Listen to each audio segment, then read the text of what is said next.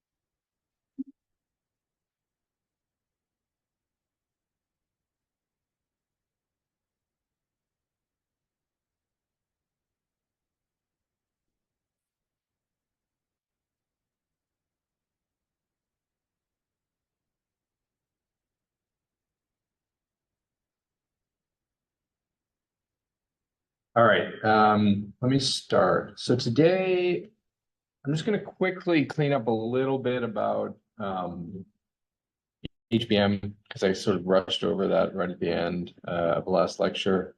There are a couple of new features that I just want to make sure you guys, that I don't feel like I really explained very well. So let me just, quickly just give you a brief overview, then we'll talk a little bit about the next two sections of notes are basically research papers from all the work and scheduling that's been done in GPUs, because when you have so many threads, there's lots of games and how they're scheduled at many different levels. So there's lots of research papers on that, and then a whole slide deck, and there's a whole bunch of videos online associated with those papers. I'm not planning on going into those in depth here because I want to make sure that I make it to the sort of machine learning specific accelerated side for this class.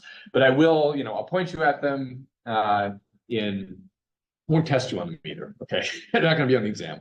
But, I'll give you the links to the papers, and I'll, give you the resources to, go watch the broad space videos if you want to. If that's something you're sort of interested in pursuing as like a bonus for your hardware project or something, right? If you want to go take a look at something on scheduling or register file or one of these other things that I covered in some depth, go take a look at that material. Otherwise, I'm gonna briefly just introduce it here today, not really go through the slides, just give you like a very, very fast overview and then move on to the machine learning stuff.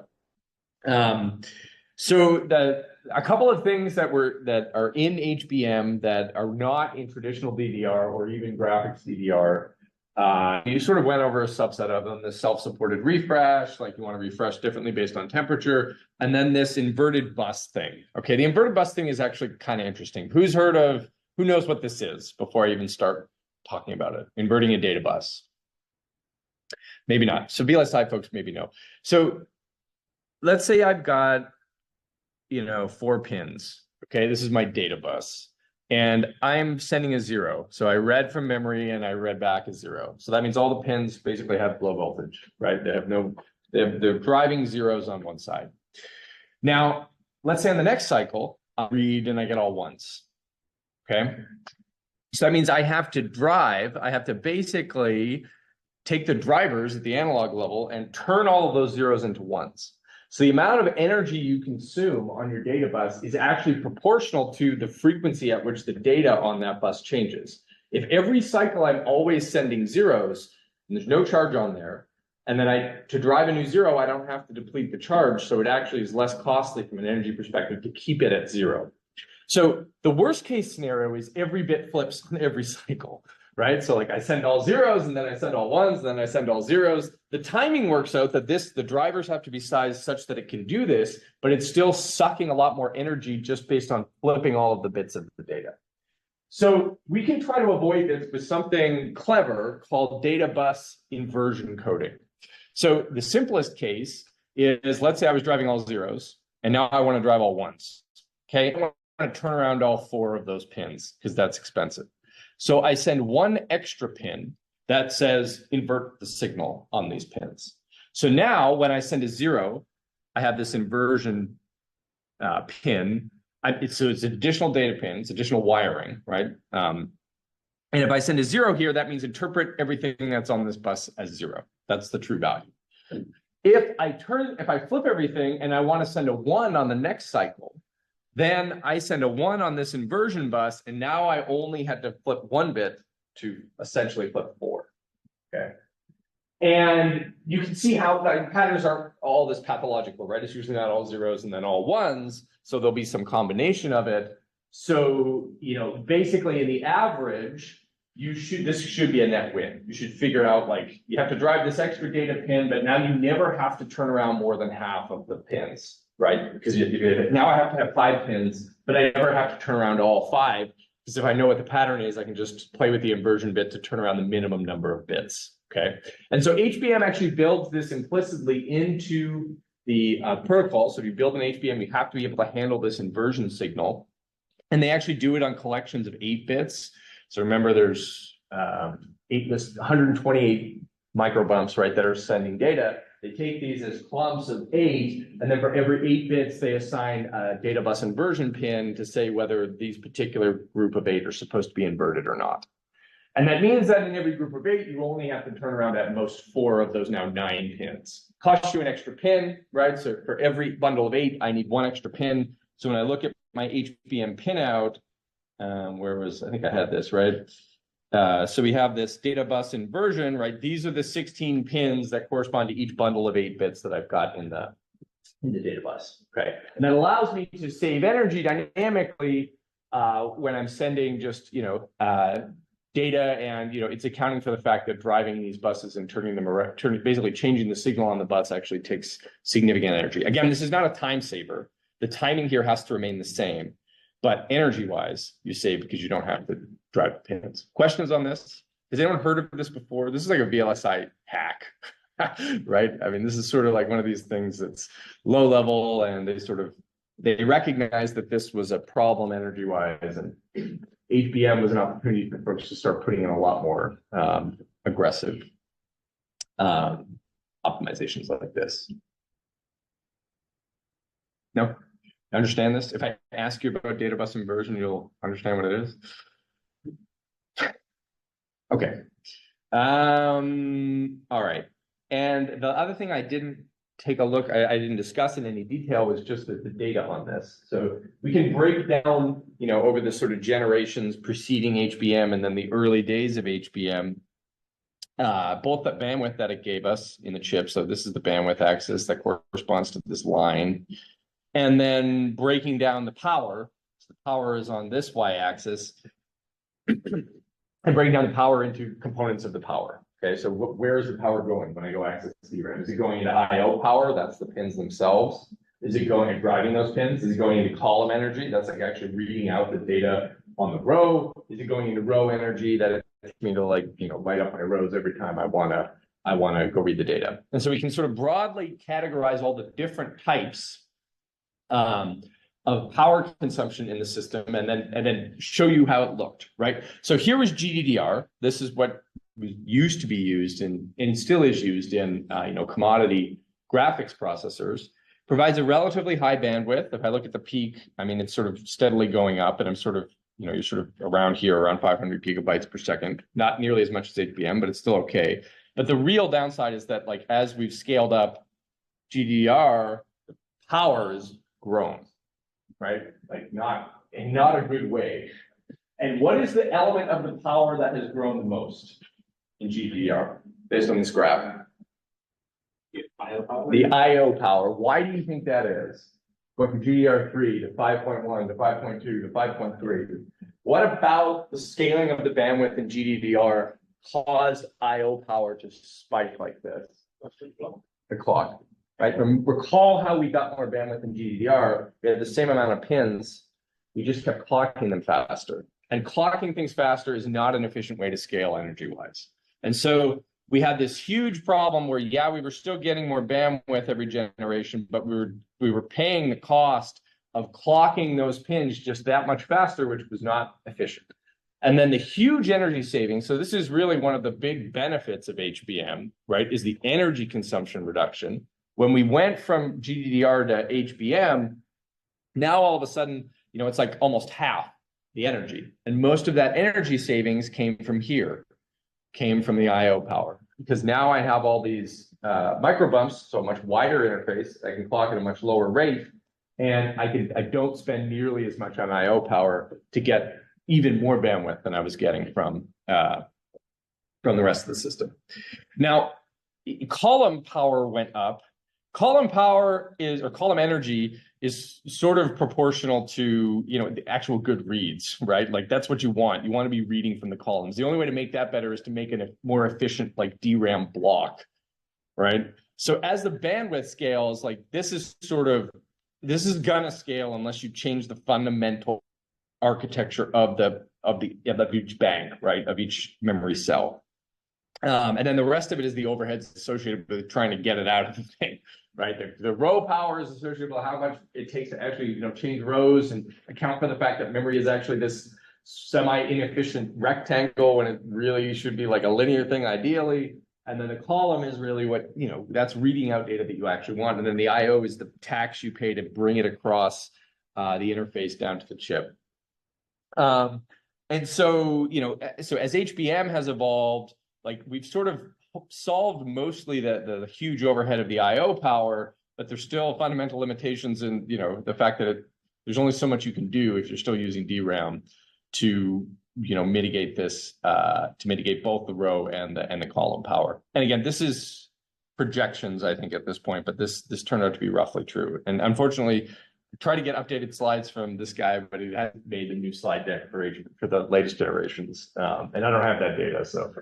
But it has sort of scaled, right? We see terabytes per second worth of memory bandwidth in systems today. Questions on this? So HBM gave us, a lot of bandwidth, but it also saved us power, because all of this energy, when you plug in a card to like a graphics card into a system, I can now take all that energy I was spending on DRAM and I can put it into the cores, or I can light up more SRAM to have a bigger L3 cache, or it can have more shared memory in each, right? The power budget is what constrains these systems today. Or maybe I don't have to, liquid cool the thing, which, but the Blackwells they're selling now, these sort of rack systems, right? That the next generation, they come liquid cool because, there's only so many tricks we can play here. And then we just have to keep like trying to find ways to keep these things scaling. And, so HBM gave us, maybe a decade of not having to do liquid cool, but now, now you have to liquid cool. Okay.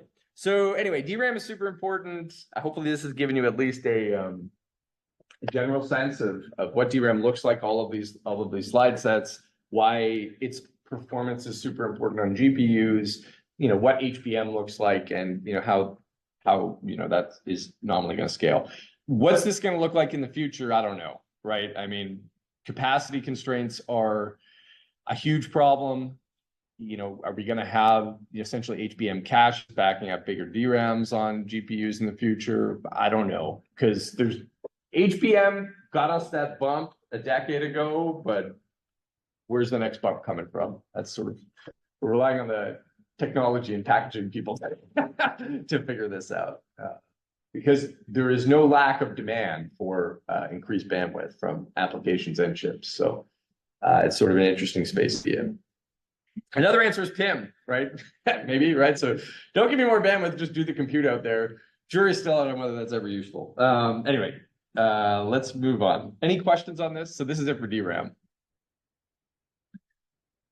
Okay. Let me just give you a preview of some of the stuff that's in the slide sets I'm not going to cover exhaustively. And then I'll move on to the machine learning. So this was 18. And sort of clean up a couple of things that, let me give you at least a flavor of these so, you have a sense of what's going on. So this next section represents a little bit of what's actually done in practice and a bunch of research papers, right, that have been proposed on different ways to do things, some of which have been adopted, some of them haven't been adopted. And so there was this, so let's start up with the register file. So RF is expensive, right? We talked about operand collectors to try to make RF more tractable. There's been a bunch of work done on trying to, essentially, we have a memory hierarchy, right? Why do we have a memory hierarchy? Because big memories are expensive. So we want a big memory and then a smaller memory and a smaller memory. That's what a cache hierarchy is. Let's do something similar for the register file, right? The GPU register file is big. Why don't we have subclasses of the register file that are sort of either managed directly through software or managed like a cache, right? So something like a register file cache. This has been proposed. And NVIDIA did this actually, well, they actually did do it. That there is some good evidence that there is like a hierarchical register file in commodity systems, at least at, some very small level. But they also proposed this paper back, over a decade ago now. Observation is, 70% register values are just, produced and then only read only once. So like, why am I wasting this huge storage on this thing that's like ephemeral, that's going to just disappear? Only 10% are only actually read more than 2 times. Even when we bank the register file, it's very expensive. So let's exploit this by basically building a little cache. So hopefully you can exploit the very little bit of locality you have in these things. Sorry about the red marks, I forgot to delete them. So the idea here was, so this is the figure from that paper. The high level idea was I've got this big main register file. So that's the MRF, that's the G register file today. They're representing this as like a banked thing. You can sort of think of this logically as one big chunk. And then they have this RFC, which is like a little cache. Okay, so in front of the ALUs, normally the ALUs would go all the way to the main register file. There would be operand collectors in between. So here they're going to have a little bank that stores, basically caches register values. And then they have a scheduling mechanism they tack onto this to try to make sure that, if you schedule too many warps, then you're going to kick stuff out of this register file cache. So try and just schedule between fewer warps with this 2-level scheduler thing. There's been multiple 2-level schedulers proposed throughout literature to try to minimize the amount of stuff that GPUs walk through. And so this thing basically combined those 2 things. And then they had a follow-on paper where instead of doing this all, so there was no compiler support here. This was all just like automatically managed register file cache. But, registers are something the compiler knows very well. So maybe the compiler could actually orchestrate when things coming out of this register file cache. And maybe the compiler could also orchestrate when I switch things out of the active schedule and put it in the, so try to like use the register file, like orchestrate scheduling and the placement in the compiler. Okay, that was the idea, because maybe in a lot of workloads, you can figure this out statically. So instead of a register file cache, they called an ORF, an operand register file. And then they just add this one last, like a very, very small cache, which is the last thing that you wrote out. And if you're clever in the compiler, you can do this. And there is some evidence that this is what commodity systems actually do, at least this LRF thing, because the compiler knows that I just wrote something to this register. So it explicitly says store it in this last register cache, and then the next instruction can read it from that last register cache. And the upside here is that you save energy, right? It's not really a latency issue because, again, latency, who cares? I can probably cover it with other warps. But if I can make every one of my instructions slightly more energy efficient, now my power envelope, I can use that power for something else, right? I can crank up DVFS, I can have more cores in the system, et cetera. So that was sort of the high level idea. Questions on this? These 2 sort of works in register file. There's 2 whole papers on this. I'll post them on Piazza. I go into it in a little bit more detail in the lectures, but if you have curious questions right now, I can answer them. These are older, and so, and there's good evidence that both of these were by NVIDIA, so they probably actually put this in processors. Another thing we didn't cover in this class yet is that, we're sort of under the assumption right now that all SMs only have SIMT cores, right? That basically, there are no scalar units in what I've showed you before. So every time you compile a CUDA program, all you're going to get is a bunch of warps, right? That's not actually true, but it is. Okay, it is actually true, but there may be a good reason to not do things across a whole warp. What is a good reason to not execute a particular instruction across 32 threads? What's one good reason you wouldn't want to do this? Controlful divergence, yeah, because if maybe there's only one path, but that's really hard to capture, right? Because they're all branching, they're going all over the place. What's a very good reason that you can probably pick out in the compiler? Sorry? Memory? What about memory? Like you just want to load some byte. You just want 2 threads to load a value from memory, or maybe 1 thread. So you're saying like, I don't actually need to compute a bunch of addresses and coalesce them if it's only 1 address from memory. Yeah, that's one concrete example. It's trickier. What's a very easy example? Think about CUDA code that you've written. Yeah. If you don't want if you don't want all threads to be active at once. Why would you not want all threads to be active at once, potentially? Like if the amount of data you have doesn't match how many threads you have available. Okay. Yes, so that's sort of divergence. What's another way? It's another way to say that.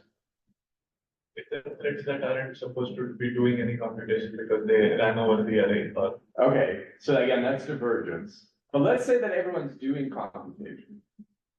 What kind of computation would everyone be doing where maybe I wouldn't want 32 of them to do it? I've led you all, like, maybe the answer now is just too easy. If they're all doing the same damn thing, right? If every lane is computing the same, like a constant, right? You've got some constant in memory, and I'm trying to compute the constant inside each thread, right? Because there's some local variable that all the threads need, or some, something, right? Where you can prove in the compiler that I know that I only need to do this once. I don't need to do it 32 times and then store 32 redundant values in the register file. There's all kinds of instances in code that this happens, right? You get some pointer, right? Some base pointer to A, and then you want to compute what you want to move to some place before you add the thread ID. Everyone's going to compute that same place is, and you're going to do it 32 times, store it 32 times in your register file, and then you're going to add your thread ID at the end to get your unique position. So there's many different operations inside the GPU where you don't actually want to do it across 32 or 64 lanes in the case of NVIDIA processors. Their warps are even wider. So, and AMD for a long time has coupled together with the, so this is an example, okay? This loop is an example, right? All of the computations on I are constant across every warp. Right? Because it's like they're all marching, or every thread in the warp, they're all marching through this thing together. So every time I add 1 to I am storing the I is going to be the same in every thread in the warp, right? So why am I storing it 32 times? Okay, they all do the same kind of thing with I. So I could just store it once, and I could just compute the iteration on I once. And again, maybe I don't save latency, because unless the pipeline is less deep, then I'm not really saving any latency, but I save energy because I don't have to do it 32 times or 64 times. So AMD processors have, for a decade or more, included scalar instructions as well as implicit SMPTE instructions. So if you look at, I think I have an example here. Well, here's a picture of the hardware. So this is an example of, this was a Southern Island. So this is like 2012 timeframe NVIDIA GPU, but they look nominally similar today. You sort of have this the vector stuff is what we think of as SMPTE, okay? That's using all of this vector hardware. And then it's also got a separate scalar register file. So this is scalar general purpose register, and then a separate scalar ALU. And it'll have explicit instructions that say this is supposed to be scalar. And so your warp will be marching along doing the SMPTE instructions, and then it'll hit something that says scalar dot whatever, and then it will go to that pipeline, only compute the thing once and store it in the scalar register. Now you need to have ways to communicate the scalar register, because maybe you're going to mix the scalar now with the vector to produce some operations. So you need some way to mix those two things together. So there has to be a path to do that in the processor. And that's essentially this path here, right? You can take something out of your scalar register file, then put it in the vector ALU to like multiply a scalar by a vector kind of thing. And the hardware is explicitly set up to allow for that. NVIDIA did this, and it's kind of strange, right? It's sort of like the opposite way we think about CPU vectorization, right? In CPUs, you write scalar code, and it's all implicitly scalar, and then you hit a parallel loop, and then you put in vector instructions, right? This is like, I'm going to assume everything is parallel, and then I'm going to try to find the things that aren't parallel and make them explicitly scalar. And NVIDIA does a similar thing. They have probably for the last 3 or 4 generations. They don't call it a scalar unit though, because of course we love to rename things. What's it called? Uniform. They call it, it's not scalar, it's uniform. Okay, uniform because all the threads in the warp are doing it. So instead of saying scalar dot instruction, it says U dot instruction. And that means that it's going to go to their uniform core, which is basically just a scalar core. Okay, so they all have this ability. Usually it's mostly reserved for very basic integer computations. They don't do a lot of floating point on these things. Again, because it's the use case is usually, you know, just some sort of basic indexes or something that you're computing on the scalar core. Questions on this? They also don't do anything funky, like try to use the scalar core to handle divergence and all these kind of like crazy things. That's sort of in the realm of research at this point. They only really use it when they can find stuff that they know is going to be scalar in the compiler. And then they explicitly say, put this on the scalar engine. Similar to, you know, have a CPU, it assumes everything is scalar and then tries to find things that are vector and put it on the vector engine. It's just the other way. And again, primarily to save energy. Oh man, I really wish I'd gotten rid of this red stuff. Another interesting thing that the AMD processors do is that they don't have an implicit, they don't have a hardware SIMT stack. So remember when we, no question, yeah. Is this like really more efficient than just unrolling the loop, not having to compute the thing at all? So unroll the loop and so unroll the loop, so then there's no like it's just supposed to. Oh yeah. If you can unroll the loop, then it's already doing that. This is just there usually aren't any loops. Like most loops in GPUs just get completely unrolled. There's downside to unrolling loops, like iCache pressure, right? Because now your loop is huge, so you're going to miss in your iCache in theory more often, which is actually becoming a more problem in GPUs. But typically any loop where that looks like this in a GPU is going to get fully unrolled, or at least unrolled n times. So yes, it's still more efficient to unroll the loop. But this is just an example, right? You can think of like a constant you've got in memory that all the threads need to read and then they need to do some math on is probably a more practical example where the scalar unit gets used. It's not used all that much. I mean, we've profiled a lot of workloads and compiler only chooses to use it pretty sparingly because there's not a lot of anything sufficiently complex or in like the deep nested loops of programs. There tends not to be a lot of the scalar stuff. Yeah. To do what? A shuffle instruction. So to try to move things between the lanes of the vector register file, you could, but it's pretty inefficient way to do that because you're taking like bite-sized chunks, right? So it'd be 32 different axes to try to move everything.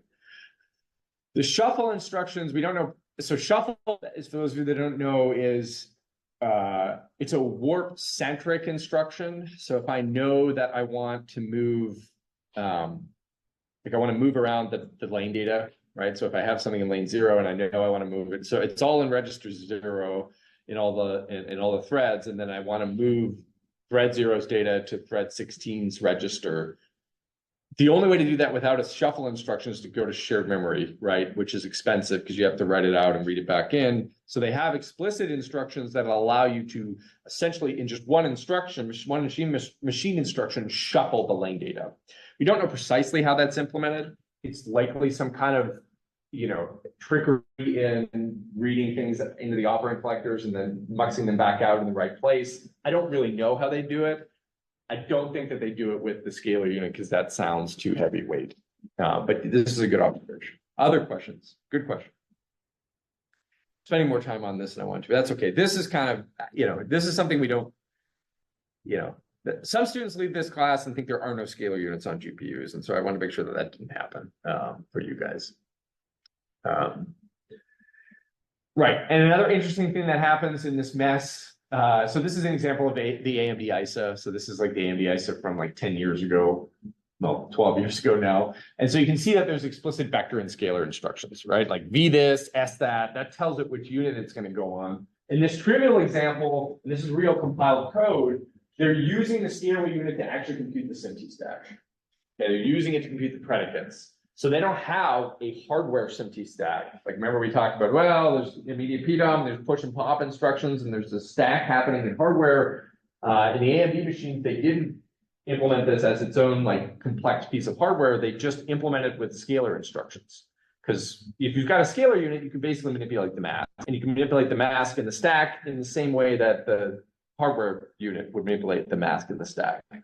And so it decreases the complexity of the hardware because now I don't need any of these SMT stacks in hardware, but it costs you something in software because now anything in software is slower than something in hardware. So it takes several scalar instructions to try to update the SMT execution, et cetera. And if you actually trace through this code execution, you can sort of see how it's affecting the mask and using that mask to then, as a predicate to the vector register file. Questions? All right. So this is the NVIDIA thing. So again, this is I think this is from the Turing architectures when they introduced it. Apologies again for all the red here. So they call it reverse vectorization, right? So like the scalarization of these things, I think is black, but yeah. So they basically they vectorize the code implicitly because that's what's supposed to happen, and then they try to pick out the stuff that's scalar, and then they punt it onto the scalar unit. And this is just sort of showing you how that works. Okay. So there's been a bunch of research done on this too. So like, let's try and be more aggressive with this scalar unit. If there are a lot of operations that are what we call affine, where you have, a scalar multiplied by a vector, you could actually change the core in much more aggressive ways. So there's been several papers that have looked at trying to do this. I'm not going to get into the guts of all this. Again, please watch the video if you're super interested. So a few ISCA papers that have looked at different ways to get away with, be even more aggressive, right? Even if they're actually calculating a different value in every lane, maybe it's just some constant offset, right, of each other. So you could just, instead of having, completely different hardware to compute any arbitrary float, if the representation of the vector could change from just being 32 discrete values into a base plus stride, then I can do much more efficient math, right? So if I'm adding two things that I've represented in like a base plus stride way, I need way less computation than if I'm trying to add 32 different discrete values in a vector. And so people have observed that there's lots of actual values in GPUs that look like this. Like the thread ID register looks like this, right? It's like 0, 1, 2, 3, 4. I could represent that as base plus offset. Then any other thing that if I take some constant and multiply by the register, thread ID register, I again get a base plus offset representation. And so if I could build a pipeline that much more efficiently did base offset computation, then I can offload a lot of the stuff that was normally happening across the vector engine to this sort of scalar affine engine. And you can get a lot more efficiency, and you can people have done aggressive things like trying to decouple them. So like one can sort of run at different pace than the other, and then you have to like synchronize them. And that's what this 2017 ISCA paper is. And I'm not going to go into the details here. Again, read it if you're interested. We did some work on this, exploiting the fact that like two-dimensional thread blocks have this weird pattern in them, and there's this redundancy in thread IDs that occurs. And then, again, I don't want to go through this in some detail, but you can sort of, if you look at it, there's a lot of redundancy here. So we proposed the solution to try to, basically use the software to tell us when the redundancy is going to happen, and then exploit that in hardware with this hardware software co-design to eliminate this redundancy. All right. So read those papers, watch the videos if you're interested in more detail on this. And then there's also been a huge, so that was sort of register file, scalar register file, et cetera. Don't worry about that last slide. Warp scheduling and thread block scheduling. There's also been a lot of work in academia on looking at different heuristics to try to manage this, because as soon as you've got like this sort of NP hard problem in this very wide space, there's lots of heuristics that you can use to optimize the system based on how the workload behaves. And so there's been a bunch that have looked at it both at the sort of low level, like the issue level warp scheduler, like every cycle, what warp should I issue? And then other folks have also looked at it from a thread block level scheduler. And so one of the works, this is one of the works that I did a long time ago, was basically trying to exploit the fact that you don't always want to actually multi-thread like among all of the warps in the core. This graph is actually broken in this slide set. But the idea here is actually, yeah, this is supposed to look like this. The overall idea, it's actually pretty simple. The performance is supposed to look like, I can't remember what the curve looked like, but it's something like this. So basically, like if I've got 64 warps on my core and I try to schedule between all 64 with some sense of fairness, I actually am going to end up killing my performance at some point because I'm switching between too many different things and I'm blowing my cache hierarchy. I'm like, there's too much stuff coming into my cache. And so if you sort of plot cache misses versus the number of threads you have, if you don't have many threads, then obviously you're going to have not that many cache misses, right? Because there's only one warp or one thread contending for the cache. As I scale that up, I'm going to miss more in the cache because now there's more stuff that wants to come in there and do the work. But then there's actually this sort of sweet spot where I don't just want one thing scheduled and I don't want all the things scheduled. I want some subset of those things scheduled. So such that I fit in the cache. As such, I balance the locality I'm capturing in my cache with the amount of concurrency I have in the system. And so we designed this sort of feedback-based system to try and figure out where that point is. What is the right level of multi-threading I should be doing to capture the locality in the system? And that's a high level sort of, again, sorry, this is all broken because I moved it to a keynote. But anyway, so the micro paper was really looking at a completely hardware-based system that tried to find the right sweet spot. And then there was some sort of follow-on work. Again, please watch the slides if you're interested in this that tries to build upon this. Let me go across this quicker. Right. So then there's a follow-on work that basically goes and tries to.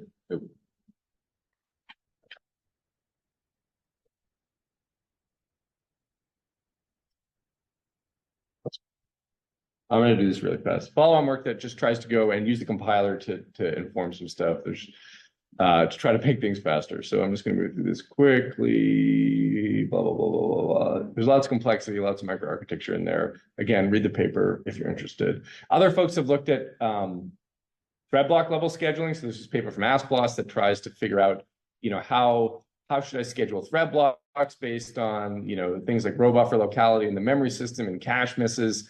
So instead of just the sort of default thread block scheduler is, put one thread block on one SM, then move to the next SM, put the next thread block on that SM, and then keep doing that in some order. There's probably more intelligent ways you can do this based on the effect of, how that scheduling affects memory at various levels. And so they did a bunch of stuff to try to make that better. And again, I don't want to belabor this. I can move quickly through it. What else is in here that's interesting? Blah, blah, blah. There's lots of slides on this. These slides are also posted. Oh, you're not seeing this, are you?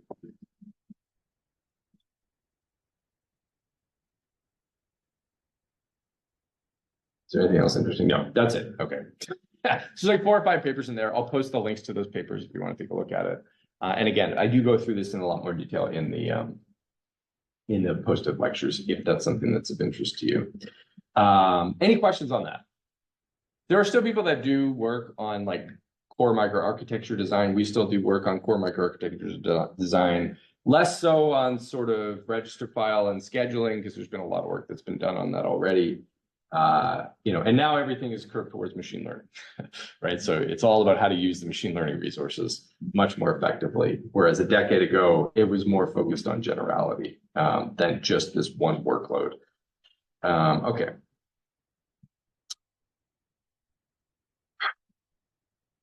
So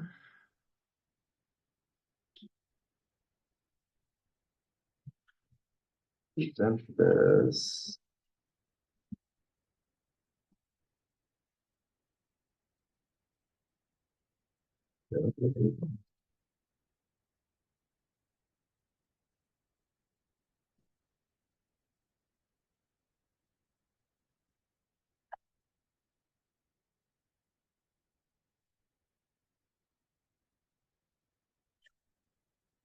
Full screen mode.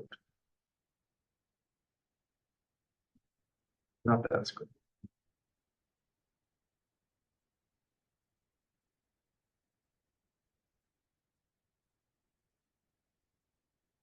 This, I have to move to a PDF now, so that's why this is not working. But I want to. Okay.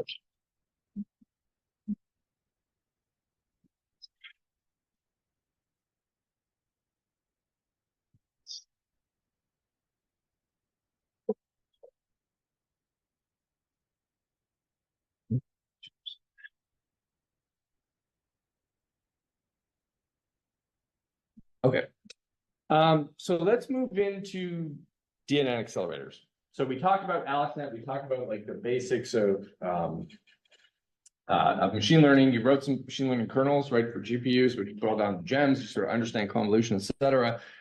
GPUs are not the only way of doing business. Okay, there are ISCA, so this is the main conference in architecture, which stands for what? What does ISCA stand for? Does anyone know? Very good. Yes, the most obvious way you could put that acronym together. International Symposium on Computer Architecture. About 5 or 6 years ago, people joked, rightfully so, that we should call it the International Symposium on CNN Architecture. Okay, because every ISCA there would be like 6 papers on CNN accelerators, convolutional neural net accelerators. Why? Well, because this was a big juicy piece of fruit, right? It's like, okay, these are important. This is super parallel, and I can propose all kinds of different architectures to try to accelerate this one particular type of network layer, essentially. Maybe that was short-sighted, given that now transformers are cool and CNN's kind of, maybe aren't as relevant. But, so there's lots of work on CNN accelerators, okay? Which, oftentimes boil down to basically matrix accelerators. But let's take a look at sort of the fundamentals of what's happening here, what's different versus the GPU. There's lots of startups that are building their own machines, right? Like Cerebrix, or Cerebras is one of them. There's countless startups that are trying to grab some of this like multi-trillion-dollar market from NVIDIA. They're all doing this in sort of different ways. How can we sort of understand how some of these accelerators look? What are the fundamentals of how they're designed? Okay, so let's start at a very high cartoon level, okay? Here is the basic configuration of a GPU. GPU is on your left, which is SIMD, SIMT, right? That stands for.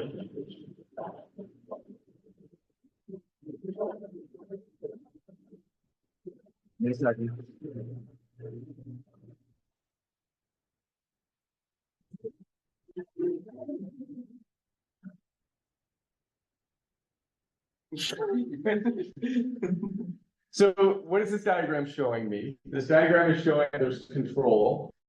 Okay, the control block is the bottom. And then there's signals coming out from the control to spray that same control signal across multiple ALUs. That's what this diagram is meant to show you. Maybe not the best way to represent it, but that's what those lines are supposed to show. Then there's all these black connections coming down from this register file that sort of feed each of the individual ALUs. And then, of course, there's some memory hierarchy, right? So your L1 cache, your load store unit, your L2, your HBM, whatever. And ultimately, the register file is somehow connected to the memory hierarchy, typically through load and store instructions. In this GPU architecture, what do you think the big bottleneck is here in terms of energy efficiency? What's your guess? The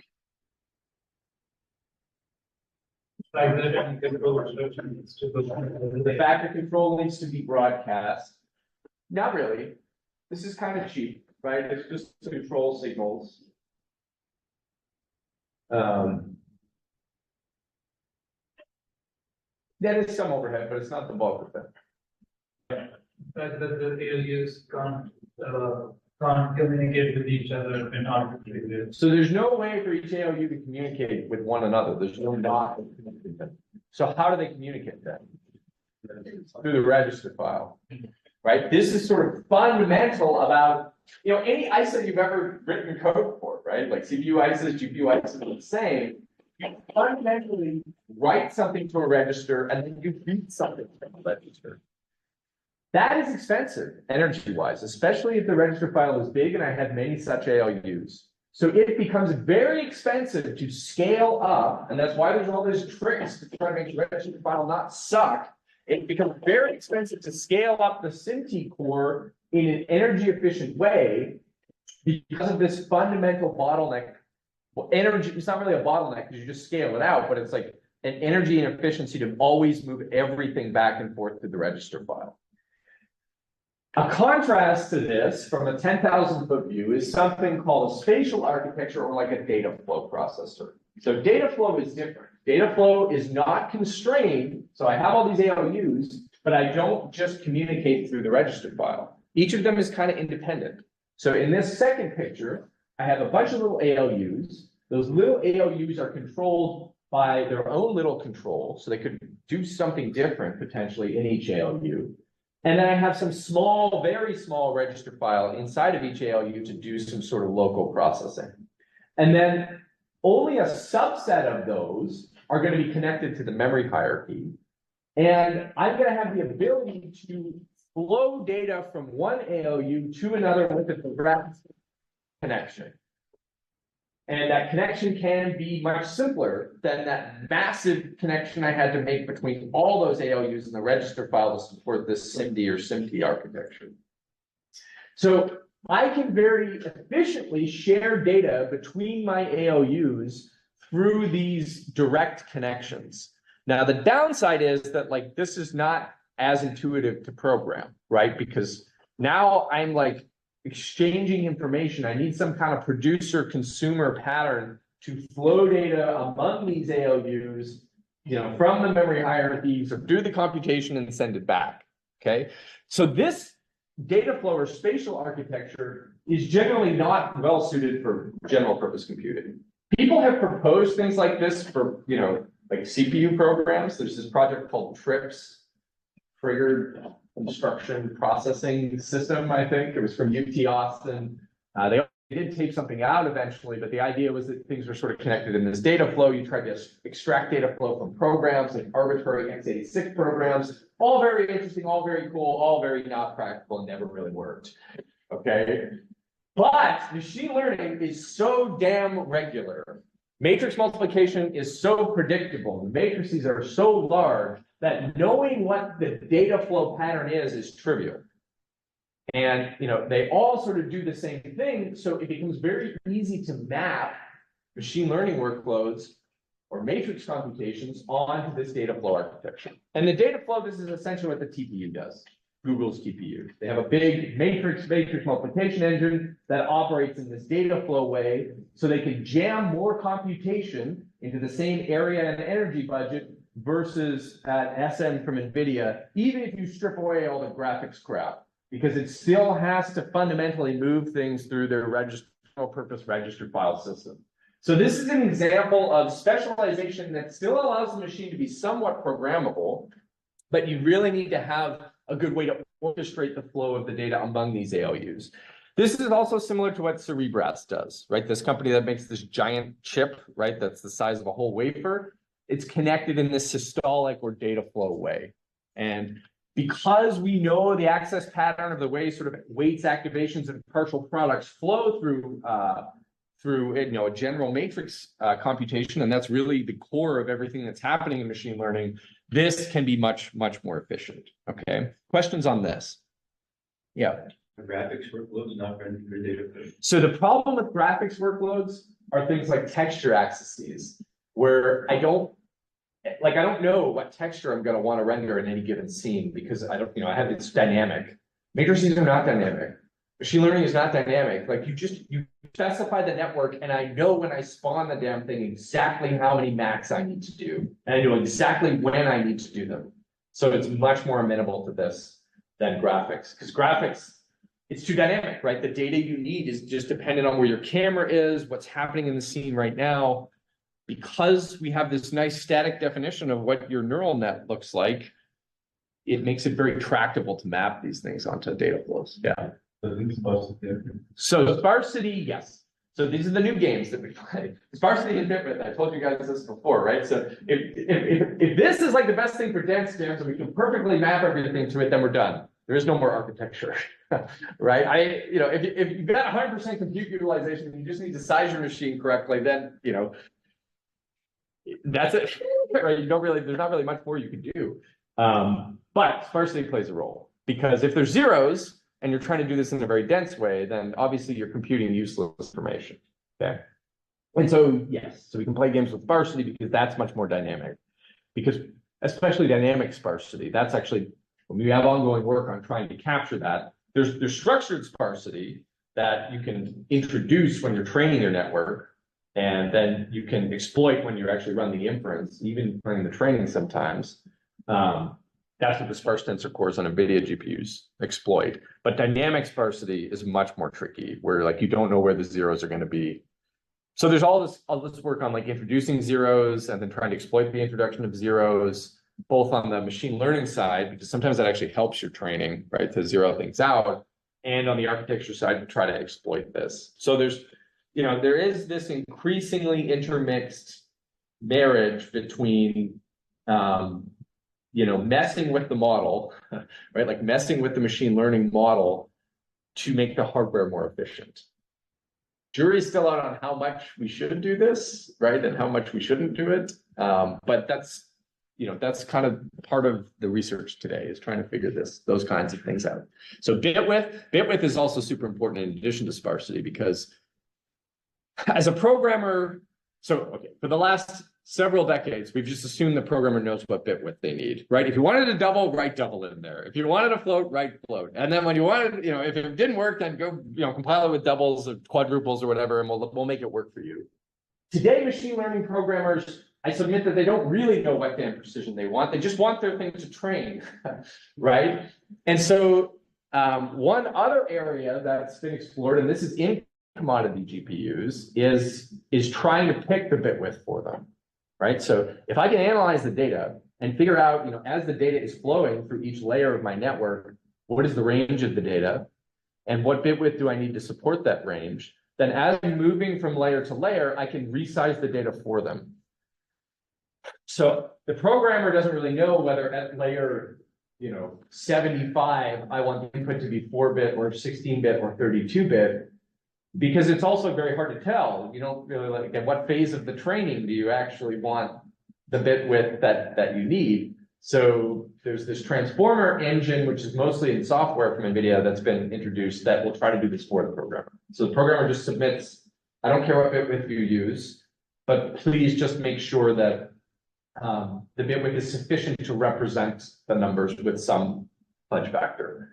Okay, and then games can be played to resize the data in between layers to try to maximize efficiency. Yeah, this has nothing to do with this. That's just other games we can play to try to make machine learning faster. Yes. How's the upside? Other what? How's the upside? And do Right. So once it's produced, how do you know you need more? That's a good question. I don't know. I don't know what their algorithm is, but there are. I don't know. Like, I think that they do some kind of, like, only certain layers this is applied to, because if you started to shrink, then it's like, I don't know that I need more bit width, right? Or maybe there's some temporal aspect of, like, I was maxing out this bit width on the last iteration, so now I should grow it for the next iteration of the training. Like, the idea is to also apply this at training, not just, inference is kind of easy, because once you sort of know the network, then you know how much you can smash the bit width down. The tricky part is training, where the bit width you need is going to evolve over time. And exploiting that is sort of one of the ways we can maybe get more efficiency. Yeah. With the new, like the 4-bit precision help with the flexibility. Absolutely. So that's their marketing for this, right? The Tensor engine uses the 4-bit precision in the tensor cores when it can. And then they'll compile it down to, they have their own pre-built kernels that'll launch to use these 4-bit things when it thinks it can get away with 4 bits. Yeah, good question. Other questions? This is fun. Not related to this slide, but these are good questions. I should probably add a bunch of this to this class. Problem with this class is this damn field changes too quick. 565 is like, you're talking about a CPU, it hasn't changed in 1,000 years. This not 1,000 years, but it changes less, I guess. Things change faster here, so these conversations are good because it sort of contextualizes things and what's happening today. All right, other questions on this data flow versus sort of traditional SIMD, SIMT type architectures. Yeah. So in data flow sense, only a subset of PLEs are connected to the memory hierarchy. Right. That was some issues. Potentially, yeah. And again, this is a design decision. Do I connect them all to the memory hierarchy? Do I only allow some? If I only allow some, I have to make sure the flow maps it back so it can get back out again. You know, these are the games you can play in laying out data flow. Okay.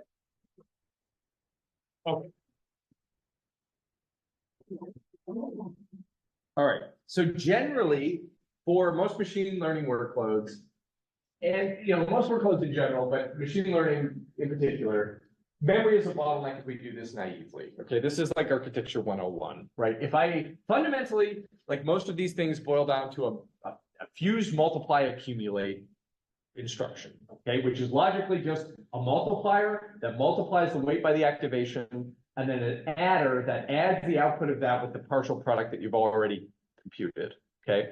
That's essentially how you get a dot product, which is how you get a matrix multiply, which is how you get a DNN, okay? So the fundamental unit in almost all of these is a fused multiply accumulate unit, and this is the same thing that's inside GPUs. There's special instructions that do these max. And essentially that's what the tensor cores also do, but just in a group level. So if I build a stupid machine, okay, where I have these max and then I just connect them to my memory system, I'm gonna basically be bottlenecked by memory. So let's take AlexNet, this super old sort of transformative network from the early noughts. It has 7,024 million max in it. So to go through that whole network, that thing that you would have done for your bonus part of your CUDA project, if I just counted up all the max on all of the gems or all of the convolutional operations that you needed to do, it's around around a billion-ish. And in order to, if I was doing this very naively, then I just multiply that by 3, right? I need 2 reads and a write to go to memory every time. And so I would need, actually it's 4, right? Yeah, you multiply by 4 because you need 3 reads and a write to go, to basically do this naively. So you end up with, almost a 3 billion DRAM requests, which is gonna kill you, right? Like I have this Mac and I'm going to the slow DRAM. That's bad. So generally, and again, this is what we do in all computing systems, you need some level of memory. Okay, so all of these machine learning accelerators will have some level of intermediate memory that will try to capture locality. Right? Just the same as we have with conventional CPU processors, conventional GPUs, you have to have locality in the program to have any kind of intermediate levels of memory make sense. So then the question just becomes, where is there locality in these workloads and how do I lay out my accelerator to exploit that? So I need some intermediate layers of memory. So where's the reuse? So there's these 3 different components. There's the activations, the filters, and then the products themselves. And so we can look at, what is reused. So if we've seen diagrams that look like this before, so you have a filter and then you have an input fmap. And if you're doing a convolution, you're sort of sliding that window across, there's reuse in both the filters and the activations, right? Your filter, you just reuse it for every one of the strides. And then your activations, there's some overlap in the windows as you move them across, okay? You're not, unless you're jumping over the whole group, you typically, depending on what your stride is, will reuse a bunch of those activations several times. Fmaps will also be reused in convolutional, or both convolutional and fully connected layers. So in fully connected layers, it doesn't slide like in a convolution. It's sort of like just plopping the whole thing across it. But you will reuse those activations if you have multiple input filters, okay, which is typical. So you reuse the same activations for different filters. So there's some reuse there. And then if you've got a batch size, so anytime you're batching together multiple inputs, then you're reusing the filter because you're applying those weights to those different inputs. So there's reuse in all 3 of these. We're not focusing on the partial product right now, but just the inputs to the system. So there's reuse in the inputs these are the partial products of the outputs, right? That's what's going to get output from the thing as you sort of move along. So if we just focus on the inputs, depending on what you're doing, there's different types of reuse. Again, depending on the size of the networks, it may be better to exploit one type of reuse versus another. Okay, that's sort of the trade-offs that are faced when you're trying to design a machine to exploit this parallelism. So if I do a speed of light analysis on AlexNet, where I told you there was like 3 billion memory accesses if I did it in a really stupid way. If I did it in the smartest possible way, where I never went to memory more than once for a value I needed again, then I can cut that down by 2 orders of magnitude. So by exploiting locality in AlexNet, however you do it, you can get down to about 61 million accesses as opposed to 3 billion. Okay, and this will be the game in trying to map these things efficiently to this hardware, reducing the amount of times that they go to memory. Questions on this? And again, this is sort of blue sky analysis. Like, just take all the max. It's very simple, right? Like, figure out how much reuse is in the matrix multiplication, and then just figure out the number of accesses that would take. So that means that I'm going to have some intermediate memory. If I can sort of, and I'm not just going to have one MAC because that's stupid, right? Like, all of these things will have to be very, very parallel. And GPUs are parallel because they have, SIMT units, and then many of those SIMT units, these bespoke accelerators. Bespoke is this fancy word that sort of means like made for one specific purpose. You'll see this in literature sometimes. These specialized or bespoke accelerators also have a lot of parallelism because there's a lot of math that can happen in parallel. So you have a whole bunch of Macs, and they could all potentially read from sort of one layer of this memory, and you would sort of scale up the number of Macs you have. And you can also reuse things spatially. So, for example, if they're all reading the same weight value, I don't need to reread the weight value across all the parallel Macs. I can share that weight value across those Macs to achieve better use in the memory system.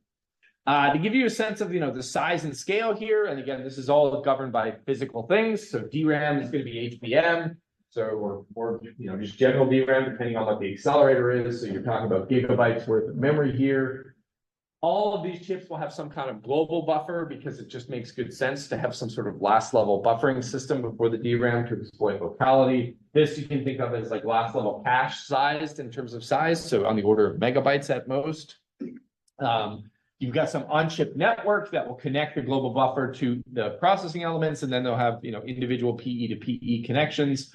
And then each processing element is typically very simple. A multiply and an add unit with a very small register file versus the GPU, right? We're talking about like 1 to 10 kilobytes worth of register file space to store any partial results that happen here, or any weight values or whatever, depending on how you're operating, and then a little bit of control, right? So, enough to give you enough control for the simplistic Mac operations that you need. Maybe sometimes you don't need to do the full multiply, you just need to do the add or whatever. So you have some basic subset of instructions that this thing could run.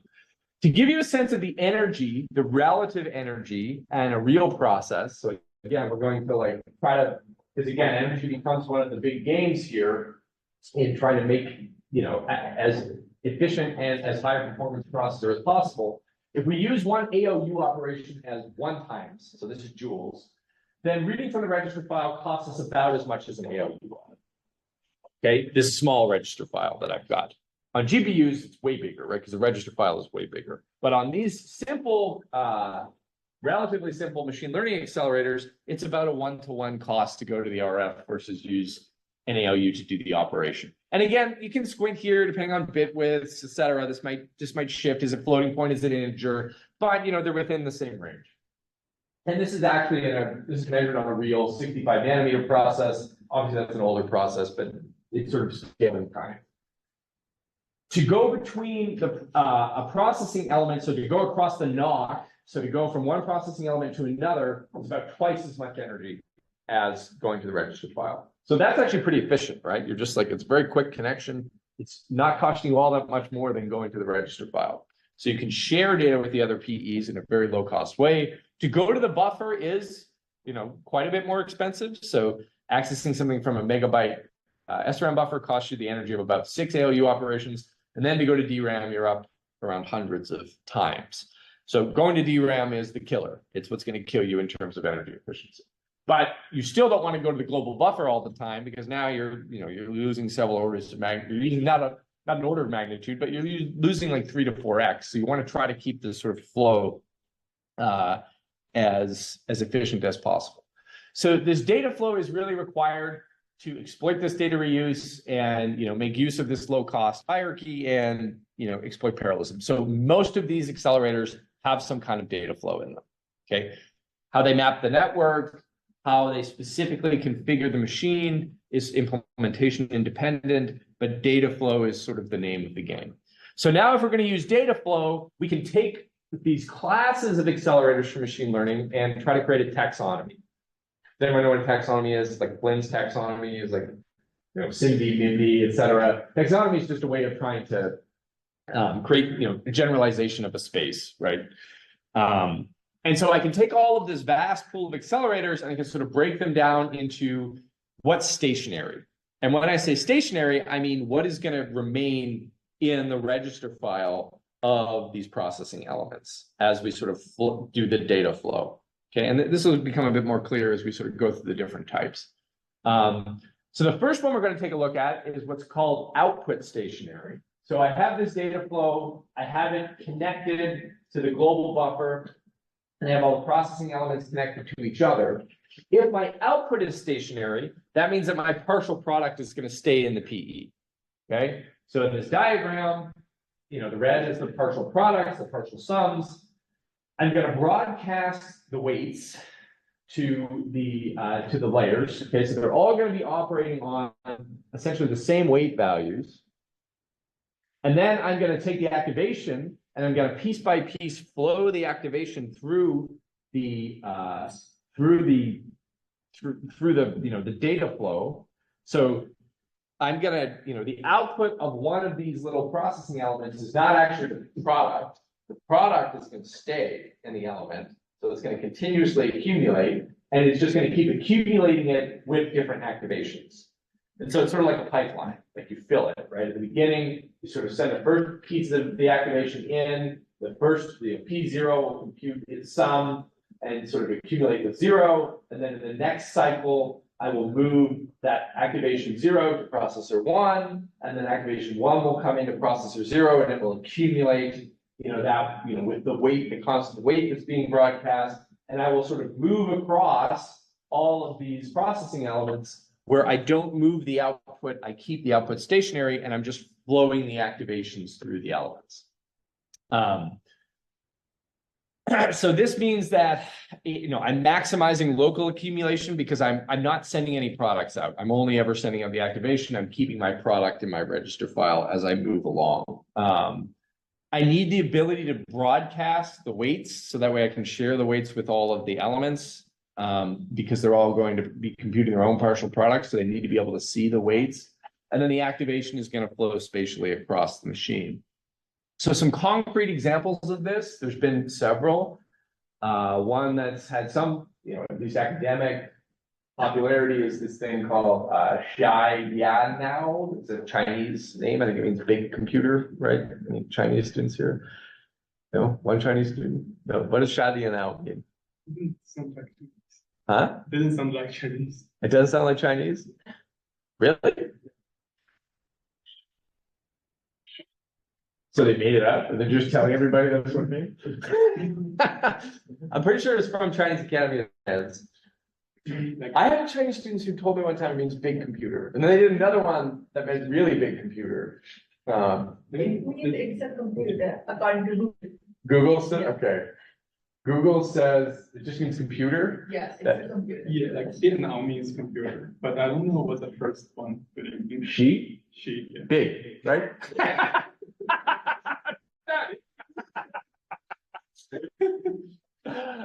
Anyway, so this is an example. So if you like, they actually have RTL for this. Like a lot of these papers actually, you know, don't use simulators. Because the design is actually kind of simple, right? It's just a data flow. You can envision doing this as like a master's project or something, right? If like, here's the design, go write the RTL for this. It's not intractable. So a lot of these papers will have a full RTL or at least partial RTL implementations of the processor. These folks, I think, even taped it out because I think China paid for it or something. But yeah, but the guts of it is this init thing, which is basically a data flow where they're sort of flowing, they're flowing the activations through this thing. This is not a great diagram. This is taken directly from the paper. You know, there's some FIFO queues inside each of the processing elements, but you can sort of see, you know, that there's a multiply in there. Okay, there's that star as a multiplication piece of hardware, and then there's an add in there to do the MAC operation. And then they've got a register to store the result, and they've got some FIFOs to like orchestrate the, rates at which they're sort of reading things in and writing things out. You're free to go read this paper if you like. It's kind of difficult to read, to be honest. But it is one of the concrete examples of an output stationary, at least academic work. There's another work that's been in the more hardware-centric conferences called Envision. Again, very similar architecture. They're keeping the weights, or I'm sorry, the partial product stationary, sort of broadcasting the weights to the data flow array, which is all these M's in here, and then they're sort of flowing the activations through the system through this FIFO. Again, the way it's connected, the manner it's connected, the manner that it flows, this is implementation specific, but the general flow is that the partial products sort of stay stationary. I'm 2 minutes over time. Any questions right now? All right, we will come back and finish up this. So I'll continue sort of on these slides that's about machine learning. I'll also post the stuff. So we're done exam at this point. That ends at the GPU DRAM stuff. Okay, I'm not going to test you on anything beyond that point. There are some quizzes associated with the other material, I believe, on Brightspace. I'd have to double check. We may have some additional quizzes, maybe for bonus on some of the paper readings if you're interested in that. But other than that, the sort of core material that I want you to make sure you know is the stuff, that ends up in GPU DRAM. Okay, that's it for today. Sorry? Oh, no, okay. That's it for today. We'll come back and we'll keep doing these machine learning accelerators next Tuesday. Thank you.